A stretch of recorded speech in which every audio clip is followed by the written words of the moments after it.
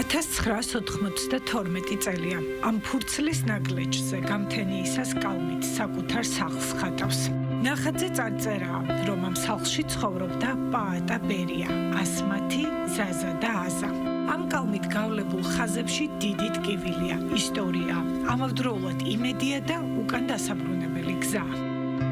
დილის 7 საათია. და უცბად რაღაცა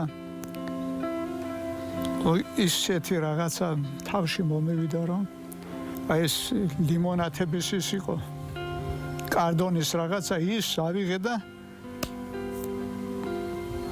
თავში ის დამიжდა, რომ ჩემი სახლი დამეხატა.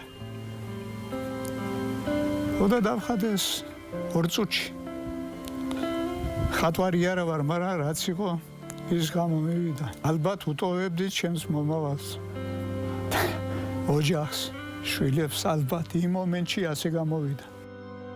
მას შემდეგ 33 წელი გავიდა. ისევ საოცნებო მისამართად გულირიფშის რაიონის სოფელი ვარჩე, დადიანის 13 ნომერი რჩება.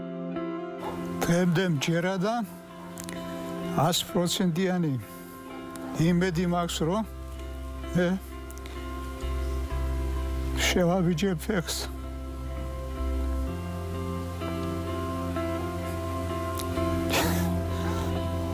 ჩემს ოჯახში. ბოლო კადრი, რაც გახსოვთ, სანამ თქვენ სახლს დატოვებდით, რა იყო ეს? სახლი რომ მივატოვე, სასაფლაოზე წავედი. შვილი მყავს, დასაფლავებული. იმას გამოვეთხოვე და მერე წამოვედით აქეთ. დღეს ჩემთვის ყველაზე ძვირფასი, ყველაზე ანატრი ის იქნება, რომ სახლი ავაშენეთ, ყველაფერი აშენდა, მაგრამ საფლავს ვერ ავაშენებთ ახალს.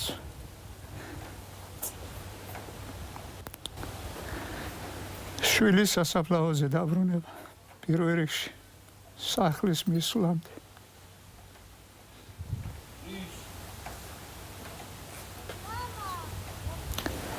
ეს არის ჩემი ყველაზე მტკინეული.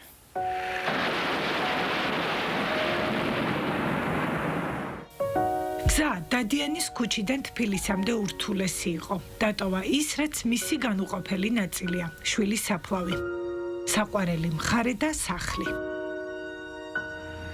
ეს არის ოკუპაციით მიყენებული ჭრილობა, რომელიც 33 წელია უფრო ხმავდება და მტკივნეული ხდება. არ შუშდება და არც ნელდება. ამ ტკივილის შემსუბუქება პაატა ბერიასთვის და მისი მეუღლისთვის წლების განმავლობაში არაერთხელ სცადეს, მაგრამ ომმა თითქოს ბედნიერება შეიწირა. თითქოს ფერადი დღეები გააქრო და დატოვა მხოლოდ მოგონებები და მონატრება.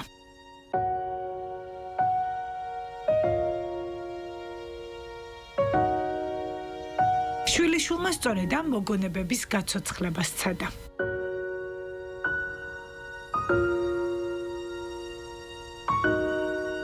და 13 წელია იმ წუთს წარმოიდგენს, როგორ შეაღებს სახლის კარს. 33 წელია შინ დაბრუნების ყველა დეტალი გონებაში გაწერილი აქვს. ეს ოცნება ჯერ ვერ აიხდინა, მაგრამ შვილიშვილმა იმ სახლის ზუსტი ანალოგია აწყობინა, სადაც ბერიების ოჯახს ყველაზე ბედნიერი წუთები აქვს გატარებული. იმდენად მნიშვნელოვანია ის პროცესი, სანამ დავიწყებთ მუშაობას, ამიტომ ვაყოლებთ ხოლმე ყოველთვის რაღაცა მოკლე ისტორიას.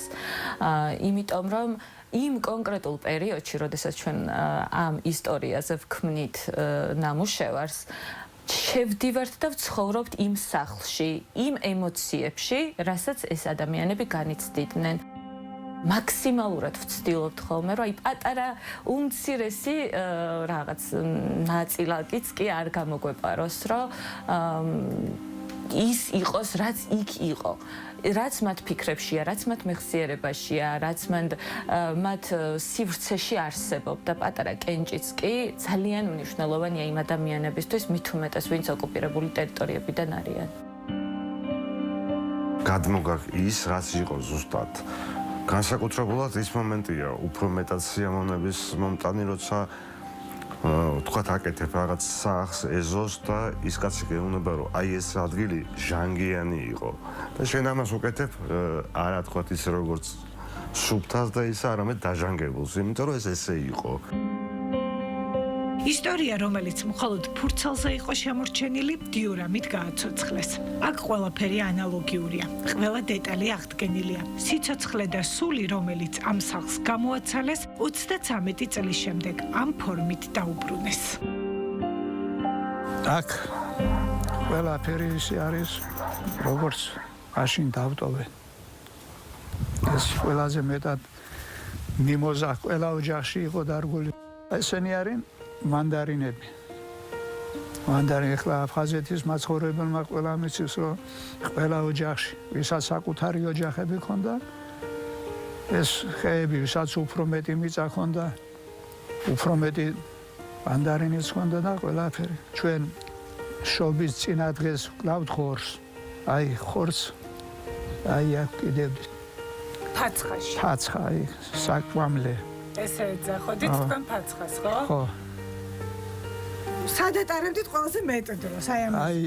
აი ყველაზე მეტი დრო, აი ჩემთვის ეს იყო.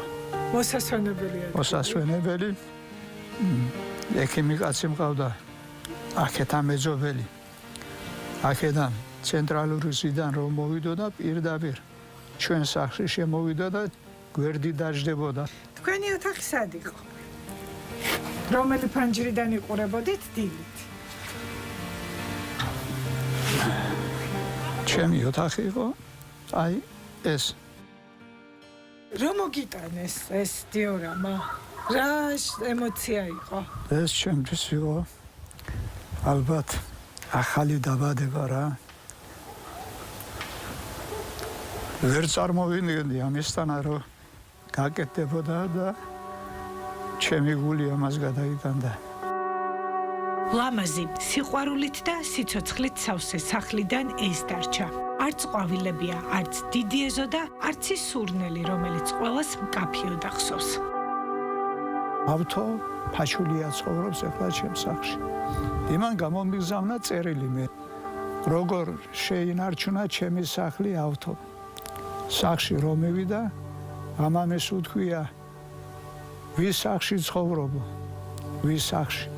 ბერია სახლშიო და გაიგებო ვინ არისო ეს ბერია, ვისი შვილი არისო და აღმოჩნდა რომ იმ ავთოს მამა და მამაჩემი ერთად მუშაობდნენ, NKVD იყო მაშინ. აფხაზეთის NKVD-ში მუშაობდნენ და მამამის უთქვია, რახანს იმ სახლში შეაბიჯეო, არ მიატოვო ის სახლი მაგათ დაბრუნებამდეო. მე და მამამისიც მაგაცები ვიყავით. და ისე არის ჩემი სახლი შენარჩუნებული. ერთი კაცი შევიდა და ის ცხოვრობს ეხლაც. მე როგორც შევედიო, ისე ოჯახს დაგვახედრებ. 100%-იანი მეც ვიციო რომ დაბრუნება იქნება. ამას აფხაზი ამბობს. კივილი წლებთან ერთად უფრო ღრმავდება. ძაფრდება მონატრება და სურვილი. დაბრუნდეს იქ, სადაც ოჯახთან ერთად ბედნიერად ცხოვრობდა. 32 წელი ვიცხოვრე იქ და იგივე 32 აქ 64 წლის ხდები ნოემბერში. მე იქ რაც სიტკბო და სითბო მინახია ხო, აი აქაც იმდენივე ვიცხოვრე, მაგრამ მე აქ ვერ დავინახე ის. არ ვიცი, იგივე ჩვენ ხალხში ცხოვრობთ, საერთო საცხოვრებელია, ყველა თითქმის დევნილებია, მაგრამ რაღაცა სულ სხვანაირი იყო იქ. აი ჩემი სახლი მენატრება, რა ვიცი, სასაფლაოში მისვლა მინდა. ეს თბილისია, მისი ახალი მისამართი, სადაც არ არის ციტრუსის, მიმოზების და ზღვის სურნელი. ამ ყველაფრის გარეშე კი ცხოვრება ვერ ისწავლეს. მე რომ ჩავალ, მე შვილს ჩავაბარებდა, მაგან უნდა გააგრძელოს ეს ყველაფერი. ჩანახატთან ერთად ახლა დიორამაც არსებობს. არსებობს გეგმები და იმედი, რომ გულირიფშის რაიონის სოფელი ვარჩე, დადიანის 13 ნომერში ცხოვრება ისეთი იქნება, როგორიც 33 წლის წინ.